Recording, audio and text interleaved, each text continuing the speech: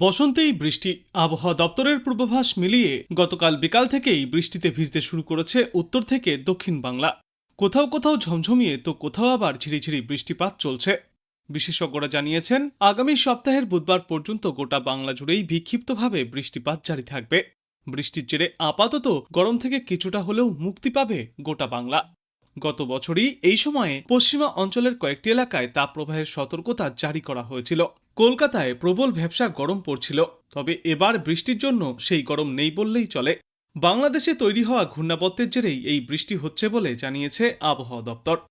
আজ দক্ষিণবঙ্গের আবহাওয়া শুষ্ক থাকার সম্ভাবনা রয়েছে, তবে বেশ কয়েকটি জেলায় বিক্ষিপ্তভাবে বৃষ্টির পূর্বাভাসও থাকবে।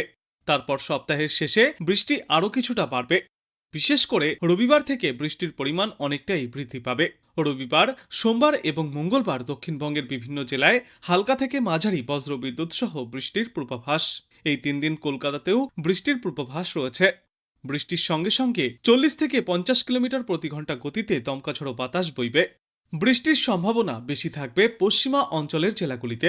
বজ্রবিদ্যুৎ সহ বৃষ্টি হতে পারে মুর্শিদাবাদ, পূর্ব বর্ধমান, পশ্চিম বর্ধমান, বাঁকুড়া এবং বীরভূমে। বুধবার পর্যন্ত বিক্ষিপ্তভাবে এই বৃষ্টিপাত জারি থাকবে। গতকাল থেকে ভারী বৃষ্টিপাত শুরু হয়েছে উত্তরবঙ্গের বিভিন্ন জেলায়। আজও পাহাড়ে ভারী বৃষ্টির সম্ভাবনা রয়েছে। বিশেষজ্ঞরা জানিয়েছেন, আজ জলপাইগুড়ি, আলিপুরদুয়ার জেলায় ভারী বৃষ্টির সতর্কতা। বাদবাকি উত্তরবঙ্গের জেলাগুলিতে বিক্ষিপ্তভাবে হালকা থেকে মাঝারি বৃষ্টির পূর্বাভাস। তবে আগামীকাল থেকে বৃষ্টির পরিমাণ সামান্য কম হলেও রবিবার থেকে ফের আরও একবার বৃষ্টির তেজ বাড়তে পারে বলেই জানিয়েছেন বিশেষজ্ঞরা। সকালের দিকে কলকাতায় আকাশ আংশিক মেঘলা থাকলেও বেলা বৃদ্ধির সঙ্গে সঙ্গে রোদঝলমলে আকাশ দেখা যাবে। আজ শহরে বৃষ্টির সম্ভাবনা নেই বললেই চলে, তবে রবিবার থেকে আবারও একবার বৃষ্টির পূর্বাভাস রয়েছে কলকাতা সহ গোটা বাংলায়। নদিয়া, মুর্শিদাবাদ, পূর্ব ও পশ্চিম বর্ধমান, বীরভূম, বাঁকুড়া এবং পুরুলিয়া জেলায় বৃষ্টির সম্ভাবনা তুলনামূলক বেশি। এই জেলাগুলিতে বৃষ্টির সঙ্গে ঘন্টায় 30 থেকে 40 কিলোমিটার গতিতে দমকা ঝোড়ো হাওয়া বইতে পারে। কলকাতার ক্ষেত্রেও বিকালে বা সন্ধ্যার দিকে বজ্রবিদ্যুৎ সহ হালকা বৃষ্টির সম্ভাবনার কথা জানিয়েছে আবহাওয়া দপ্তর। দিনের বেশিরভাগ সময়ে আকাশ মেঘলা থাকতে পারে। কোথাও কোথাও বজ্রবিদ্যুৎ সহ বৃষ্টির সম্ভাবনাও রয়েছে। তবে আগামীকাল থেকে দক্ষিণবঙ্গে বৃষ্টির প্রবণতা কয়েকটি জায়গায় ধীরে ধীরে কিছুটা কমে আসতে পারে। বাড়বে শুষ্কতা, কিন্তু ফের রবিবার থেকে সোমবার পর্যন্ত বৃষ্টি আরও একবার বৃদ্ধি পাওয়ার সম্ভাবনা রয়েছে গোটা বাংলাতেই। এদিকে কলকাতার তাপমাত্রাও ধীরে ধীরে বাড়তে শুরু করেছে। শহরের সর্বোচ্চ তাপমাত্রা আজ থাকবে 31 ডিগ্রি সেলসিয়াসের আশেপাশে এবং সর্বনিম্ন তাপমাত্রা রেকর্ড করা হয়েছে 24 থেকে 25 ডিগ্রি সেলসিয়াসে। বাতাসে জলীয় বাষ্পের পরিমাণ বেশি থাকায় আর্দ্রতাজনিত অস্বস্তিও বজায় থাকবে। উত্তরবঙ্গের ক্ষেত্রে আবহাওয়া আরও সক্রিয় হয়ে উঠতে পারে।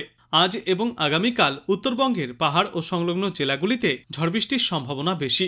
দার্জিলিং, কালিম্পং, জলপাইগুড়ি, আলিপুরদুয়ার, কোচবিহার এবং উত্তর দিনাজপুর জেলায় বজ্রবিদ্যুৎ সহ বৃষ্টি এবং ঘন্টায় প্রায় 50 কিলোমিটার বেগে ঝড়ো হাওয়া বইতে পারে বলেই পূর্বাভাস।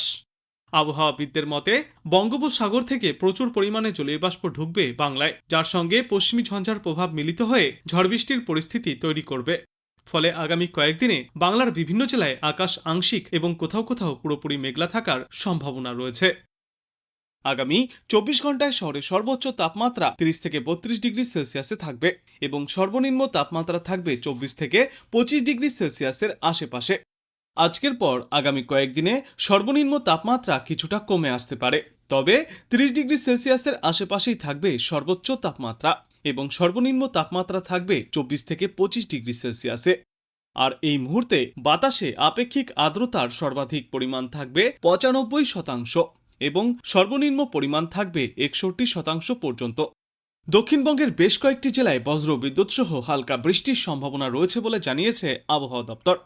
আজ ঝাড়গ্রাম, পূর্ব মেদিনীপুর, পশ্চিম মেদিনীপুর, উত্তর 24 পরগনা, দক্ষিণ 24 পরগনা এবং নদিয়া জেলার দু একটি জায়গায় হালকা বৃষ্টি এবং বজ্রবিদ্যুৎ সহ বৃষ্টিপাত চলবে। তবে দক্ষিণবঙ্গের বাদবাকি জেলাগুলিতে আপাতত শুষ্ক আবহাওয়া বজায় থাকার সম্ভাবনা বেশি। উত্তরবঙ্গের জন্য বিশেষজ্ঞরা জানিয়েছেন, একাধিক জেলায় আগামী 24 ঘন্টায় বৃষ্টি এবং বজ্রঝড়ের সম্ভাবনা রয়েছে। দার্জিলিং, জলপাইগুড়ি, কালিম্পং, আলিপুরদুয়ার এবং কোচবিহার জেলার অনেক জায়গায় হালকা থেকে মাঝারি বৃষ্টি বা বজ্রবিদ্যুৎ সহ বৃষ্টিপাত হতে পারে। এছাড়াও উত্তরবঙ্গের বাদবাকি জেলাগুলিতে দু একটি এলাকায় হালকা বৃষ্টি বা বজ্রবিদ্যুৎ সহ বৃষ্টির সম্ভাবনা রয়েছে। পাশাপাশি এই 5 জেলায় কোথাও কোথাও 40 থেকে 50 কিলোমিটার প্রতি ঘন্টা গতিতে দমকা ঝড়ো হাওয়া এবং বজ্রবিদ্যুৎ হওয়ার আশঙ্কা রয়েছে। ইতিমধ্যেই তাই উত্তরবঙ্গের জন্য হলুদ সতর্কতা জারি করা হয়েছে। বিশেষজ্ঞরা জানিয়েছেন, ফের বাংলার একাধিক জেলায় আজ এবং আগামী কয়েকদিনে বজ্রবিদ্যুৎ সহ বৃষ্টি এবং দমকা হাওয়ার সম্ভাবনা রয়েছে। উত্তর ও দক্ষিণবঙ্গের কিছু অংশে বিক্ষিপ্তভাবে বজ্রবিদ্যুৎ সহ বৃষ্টিপাত চলবে।